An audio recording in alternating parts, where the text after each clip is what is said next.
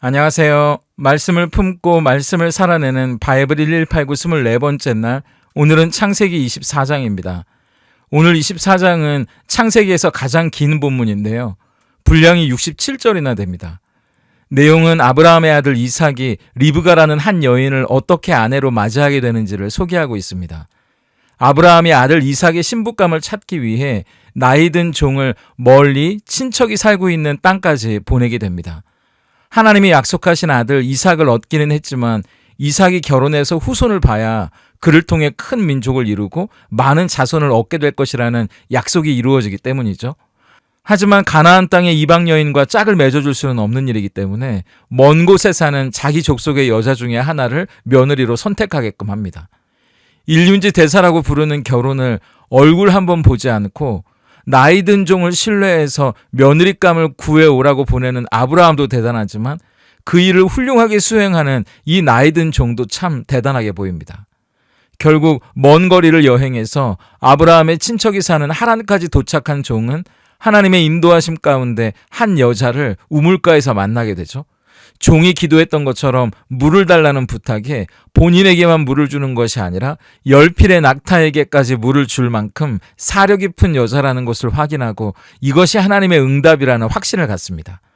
후에 그 여인이 아브라함의 동생 나홀의 손녀딸이라는 것까지 확인하고 나서는 그 집에 직접 찾아가서 자기가 어떻게 여기까지 오게 됐는지 자초지정을 설명하고 리브가를 이삭의 아내로 내어줄 것을 정식으로 요청하게 되는데요. 그 집 사람들도 종의 이야기를 듣고는 이건 하나님이 하신 일이구나 여기고 승낙을 하게 됩니다.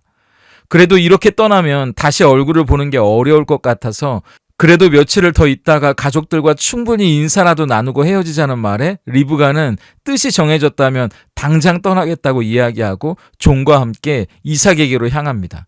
그리고 여자의 몸으로 엄청나게 먼 거리를 여행한 끝에 드디어 이삭과 리브가가 만나게 되는 아름다운 장면으로 24장이 마무리됩니다.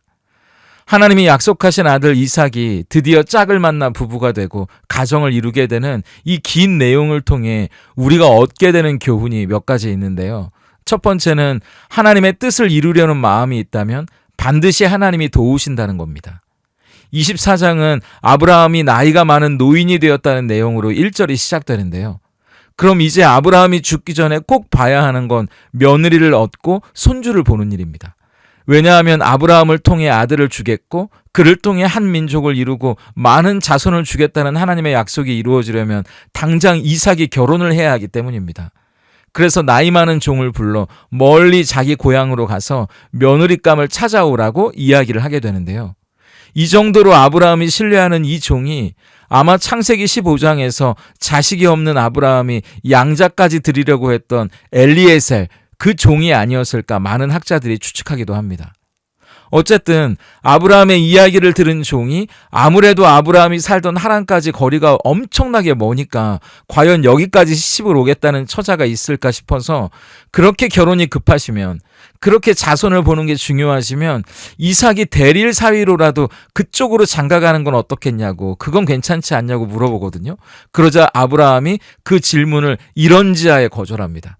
절대로 그런 일은 있을 수 없다는 거죠. 왜냐하면 이삭이 결혼해서 손주를 보고 그를 통해 많은 자손을 얻는 것도 중요하지만 하나님이 그들에게 이 가나안 땅을 주셨기 때문에 절대로 이 땅을 떠나서 약속이 이루어질 수 없다는 걸 아브라함이 알았기 때문입니다. 그래서 뭐라고 이야기하는지 7절을 보세요. 하늘의 하나님 여호와께서 나를 내 아버지의 집과 내 고향 땅에서 떠나게 하시고 내게 말씀하시며 내게 맹세하여 이르시기를 이 땅을 내 씨에게 주리라 하셨으니 그가 그 사자를 너보다 앞서 보내실지라 내가 거기서 내 아들을 위하여 아내를 택할지니라. 하나님이 약속하셨다면 지금 이삭의 아내를 찾으러 가는 너보다 하나님이 앞서 하나님의 사자를 보내셔서 그 일을 도와주실 거다. 이미 우리보다 먼저 이삭의 아내를 준비해 놓으셨을 거다. 그러므로 우리가 해야 할 일은 하나님이 준비하셨고 미리 행하신 일을 찾아내는 것뿐이라고 종에게 이야기를 하는 겁니다.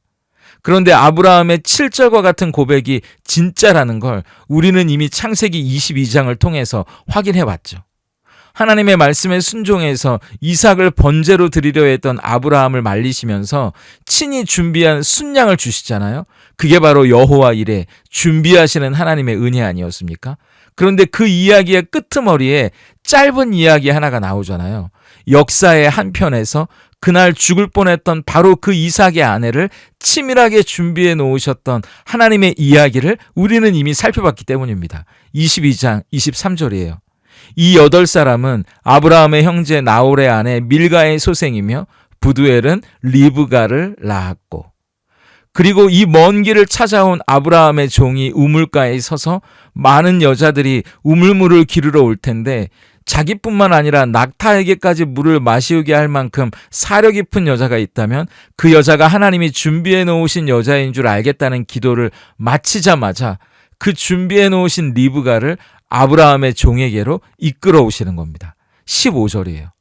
말을 마치기도 전에 리브가가 물동이를 어깨에 메고 나오니 그는 아브라함의 동생 나홀의 아내 밀가의 아들 부두엘의 소생이라. 정말 아브라함의 기도처럼요. 하나님이 우리보다 미리 준비하셨어요. 앞서 행하시는 분이셨습니다. 그걸 확인하게 되는 거 아닙니까? 그런데 중요한 건 그게 하나님의 뜻이었기 때문이라는 거예요.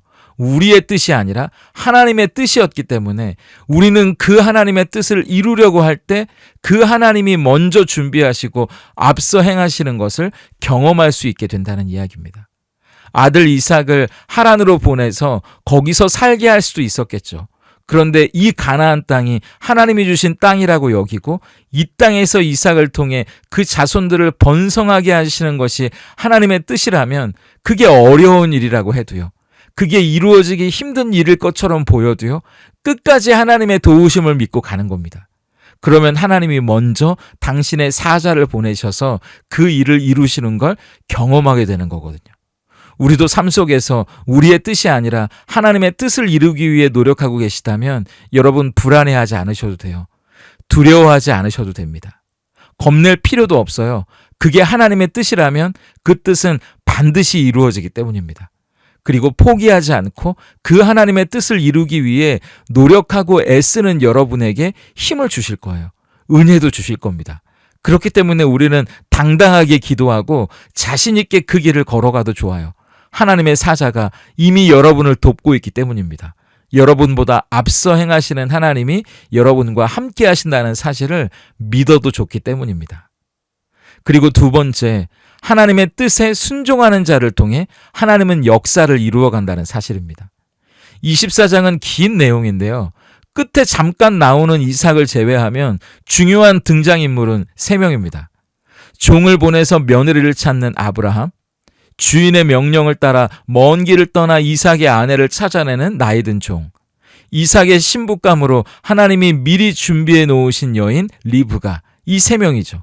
그런데 성경은 24장의 이 긴 이야기를 통해 이 3명의 뚜렷한 공통점 하나를 우리에게 보여주는데요. 그게 바로 순종입니다.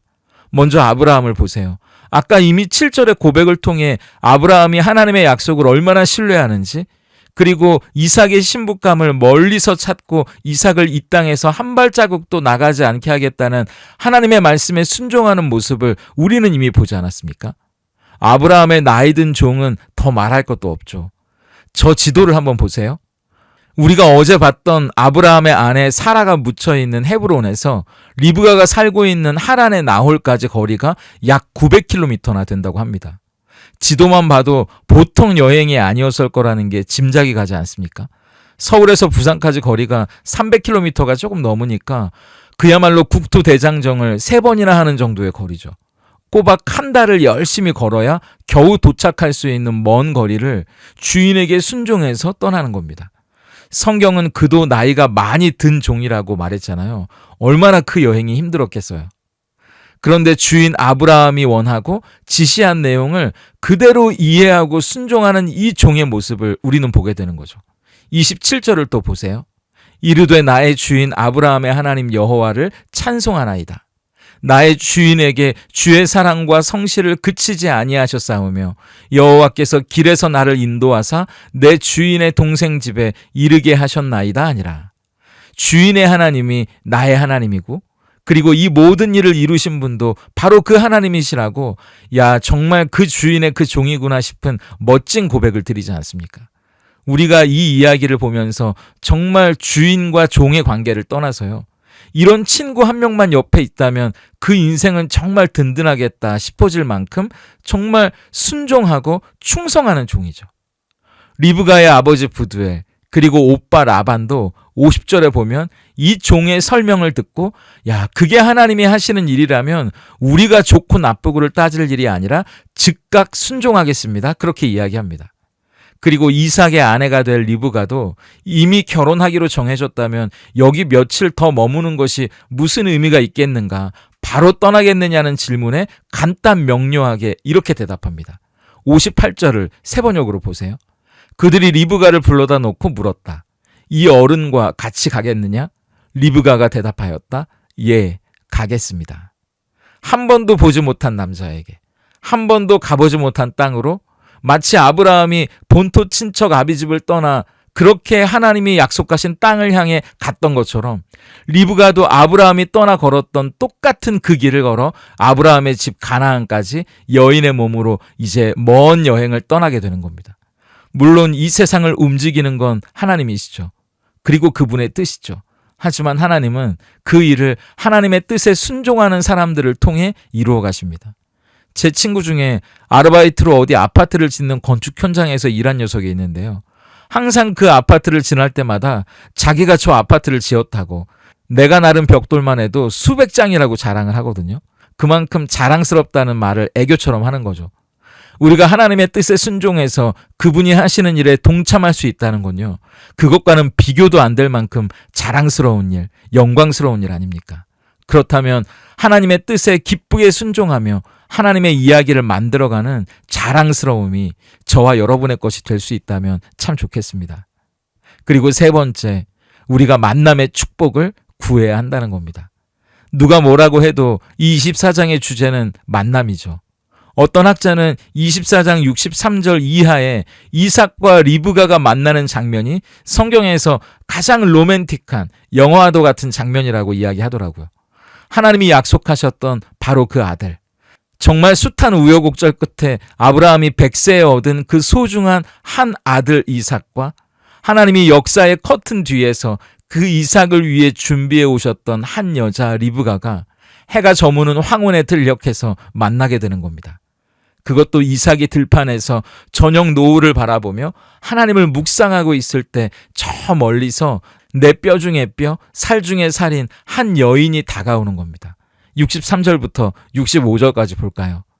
이삭이 저물 때에 들에 나가 묵상하다가 눈을 들어보매 낙타들이 오는지라. 리브가가 눈을 들어 이삭을 바라보고 낙타에서 내려 종에게 말하되, 들에서 배회하다가 우리에게로 마주오는 자가 누구냐? 종이 이르되, 이는 내 주인이니이다. 리브가가 너울을 가지고 자기의 얼굴을 가리더라. 이 장면이 아름다운 이유는 이 만남이 하나님이 서로를 서로에게로 이끌어 오시는 순간이기 때문입니다. 정말 오랜 기다림 끝에 만나야 할 사람들이 바로 하나님의 때에 만나고 있는 겁니다. 67절에 보세요. 이삭이 리브가를 인도하여 그의 어머니 사라의 장막으로 들이고 그를 맞이하여 아내로 삼고 사랑하였으니 이삭이 그의 어머니를 장례한 후에 위로를 얻었더라. 그 만남이 어머니를 잃은 이삭의 슬픔을 위로해 주었답니다. 저는 이 말씀을 보면서 그런 생각이 들더라고요. 하나님이 만나게 하시는 만남은요, 서로를 핥히고 상처내고 흉보고 뒤에서 손가락질하고 판단하지 않습니다. 하나님이 만나게 하시는 그 만남을 통해 슬픈 자는 위로를 받고요, 마음이 상한 자는 힘을 얻게 되는 겁니다. 억울하고 서러운 자는 내 편을 얻고 힘들고 죽고 싶은 사람이 다시 살아가 볼 수 있는 소망을 얻게 되는 거예요. 그래서 하나님은 우리에게 가장 위대하고 아름다운 만남을 우리에게로 이끌어 오신 거 아닙니까? 예수님을 우리에게로 이끌어 오셔서 우리가 인생에 들녘에서 그 예수님이야말로 우리의 참 신랑이심을 알아볼 수 있기를 오늘도 원하고 계시는 거죠. 그분을 통해서만 우리는 참된 구원과 기쁨과 위로와 평안과 소망을 얻을 수 있기 때문입니다. 그리고 우리도 그런 만남의 축복을 서로 구하고 서로를 위해 기도해 줄 수 있는 거예요. 우리의 자녀들이 하나님이 이끌어오시는 이런 배우자를 만날 수 있기를요. 하나님이 이끌어오시는 그런 친구를 사귈 수 있기를요. 하나님이 이끌어오시는 누군가를 직장에서 만나고 우리도 사회에서 만나서 서로가 서로에게 힘이 되어주고 위로와 격려가 되는 축복이, 그 만남의 축복이 우리에게, 우리 남편과 아내에게, 자녀와 손주들에게 무엇보다 필요하기 때문입니다.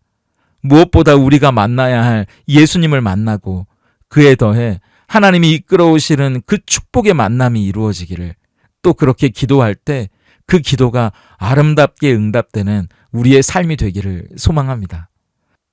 오늘 바이블 1189 적용입니다. 첫째, 하나님의 뜻을 이루려고 한다면 반드시 하나님이 도와주실 겁니다. 그렇다면 나에게는 이루어가야 할 하나님의 뜻이 있는지 한번 생각해 보면 어떨까요?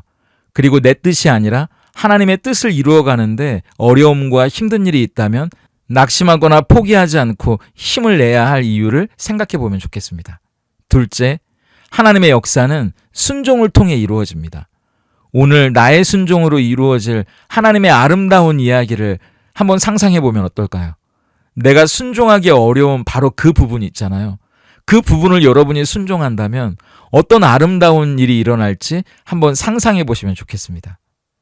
그리고 셋째, 만남의 축복은 우리가 당연히 구해야 할 기도입니다. 우선 하나님이 이끌어오신 예수님과의 만남이 먼저 우리에게 이루어져야겠죠. 그 만남이 이루어지고 있는지 생각해 보시고요. 내가 구하고 또 누군가를 위해 기도해 줘야 할 만남의 축복이 있다면 누구에게 또 어떤 만남일지 우리가 함께 기도하며 기다려 볼 수 있으면 좋겠습니다. 함께 기도하겠습니다. 하늘에 계신 우리 아버지, 뜻이 하늘에서 이루어진 것 같이 땅에서도 이루어지기를 바라나이다. 주님께서 우리에게 가르쳐 주신 이 기도가 진실로 이 땅에서 우리의 삶에서 이루어지기를 소망합니다. 우리가 하나님의 뜻을 이루어 간다면 우리가 낙심할 것도 좌절하거나 포기할 일도 없사오니 하나님은 우리보다 먼저 준비하시고 앞서 행하시는 분, 그리하여 반드시 그 뜻을 이루시는 분임을 신뢰하기 때문입니다. 그러므로 우리에게 구하는 것은 충성과 순종뿐임도 압니다.